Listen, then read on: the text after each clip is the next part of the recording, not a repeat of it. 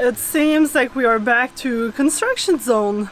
We're taking advantage of the lockdown. Anchor is working on the engine. Well, I got the pipe off the exhaust elbow and I've got it down below where the muffler is, and there doesn't seem to be an excessive amount of water in there, so that to me tells me that the muffler's not completely full.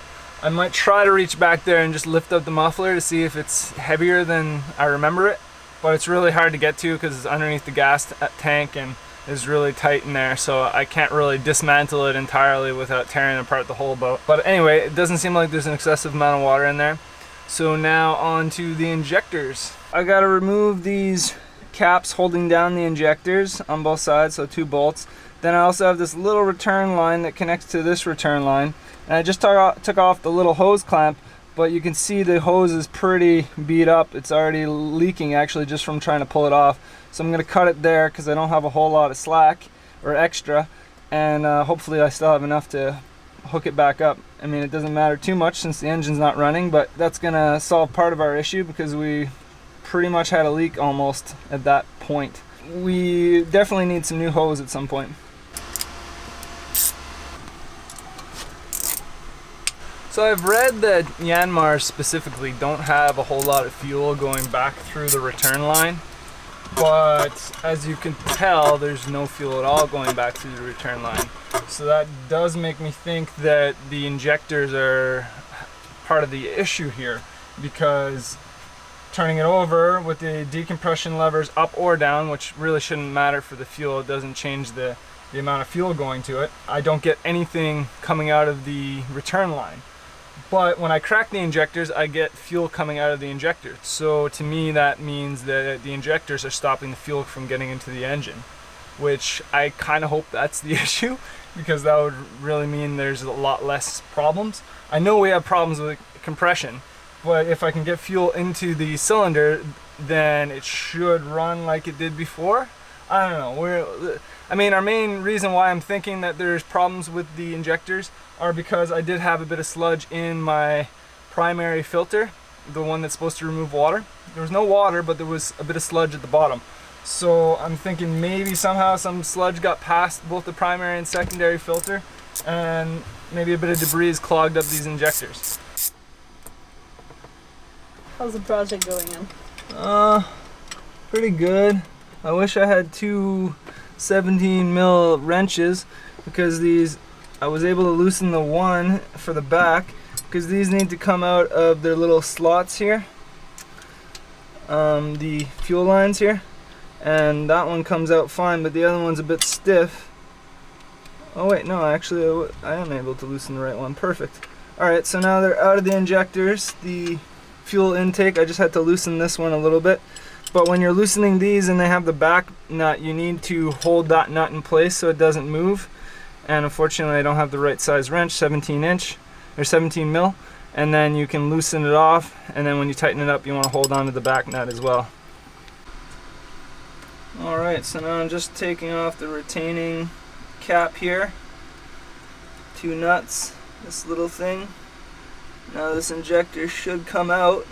It might be difficult, and I don't know if I have enough compression in the engine. Some people just turn over the engine and it pops right out, but I have a feeling I'm having trouble with the compression, so if I turn over the engine with this, it might not pop out the way I want. But just in case it does, I need a piece of wood or something, because this could come out with high pressure. So I got the arm, the compression lever is well, the compression is on for that one cylinder. I got a little brush to hopefully stop it from flying into my face. There we go. Alright, that works. There's compression. We have some compression. Alright, it flew out just like I wanted it to. That's good. And it looks like we've got some carbon on the inside, which might indicate why we're having some troubles. We've got a piece of paper on some cardboard here. This is going to be used to show the spray pattern. Ignore this, it's just a bit of water. But I'm ideally going to see a round spray pattern when I fire this injector. So I'm expecting this injector not to fire very well, considering there's quite a bit of carbon and stuff build up around it. So I just wanted to test it as is and see what is going on here. Now what I did, the injector hole is underneath the injector right now. I've got some paper towel shoved in it to make sure that no debris gets shoved into our piston. And what I did is I retightened the nut over here because I had loosened it to make the fuel lines a little more malleable to get it out of the way.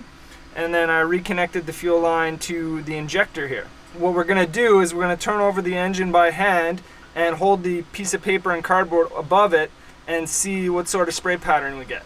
Now just a quick warning, the injector is spraying fuel at an atomized level at a very high amount of PSI. And actually if you put your hand over it or your skin touches it where it's coming out, it could actually get injected directly into your bloodstream through your skin. So be very careful. Wear eye protection. I should probably get a set of eye protection, and just make sure that your hands are nowhere near where the fuel is being injected out. Alright, got the cardboard and turn it over. Saw the spray of fuel there, and this is our spray mark. As you can see, it's not exactly round, it's pretty blotchy, so I'm assuming the spray is not very nice right now. So as it says here, the injector should be cleaned with a soft brush if there is carbon buildup forming around the tip of the injector. Somewhere else I read you can also use a little bit of brake cleaner, or sorry, carb cleaner, and help get rid of some of the carbon. So we're going to try that and see if it sprays a little nicer. Alright, I got the second injector out. It wouldn't come out with the compression, but I was able to pry it out with a pry bar very gently. But it looks like there's a bit of corrosion and stuff on the side here. I don't know if that's going to have any problems, but we're going to try mounting it upside down and see if this one's our culprit. Turns out the spray pattern was a little off, I think, but it's still spraying fine. There's no drips, so that tells me that it should be working fine. I actually didn't even bother cleaning it right up because I don't want to cause it any more issues in the process. If you see a drop during the spray pattern, then you know that there's probably a problem. But since it gave a nice spray, kind of cone-like, I'm pretty sure that it's fine. So we're going to clean this up and see how it goes. Piston number 2 hooked up. Fuel is coming out of both of these lines when I turn it over. So you'll see the squirt coming out of this one. So there should be out of the piston number 1, and there should be fuel coming into this injector, but we don't have a spray. So that tells me, oh, there we go. First spray. Oh, now it's spraying. It wasn't spraying. Well, at least it's spraying, I guess. So I think I was just losing a little fuel around the nut here. I don't think I had it tight enough, because now it seems like it sprays well every time, every revolution.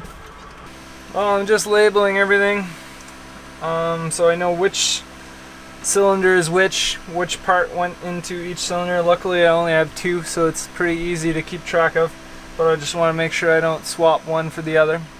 So I think the next step is going to be to pull the head. So I've got a few things I got to remove. I got to remove the alternator, got to remove the exhaust elbow. At least I think I do. I might be able to get away with not doing that. Got to remove the thermostat the thermostat cover, and a few other bits and bobs. I got to take off the valve cover and remove the rocker arms and the push rods that go down into the engine, and remove some of the solid fuel lines before I can even unbolt the thing. So I've got a little bit of work ahead of me. I'm trying to label everything and keep it all neat and tidy so I can put it all back together just fine. This is going to be probably the biggest job I've ever done on an engine, period. Luckily I've got a good manual here and some people to consult along the way. Hopefully we'll have a running engine at some point. Unfortunately we can't get any spare parts here, which is really, or we could, but it'll take a really long time. So we might end up having to sail back to the States anyway to get our parts, or just waiting here for a long time, which is kind of scary considering the world circumstance with the virus and everything. We'll see what we end up with. I'm going to start dismantling things now.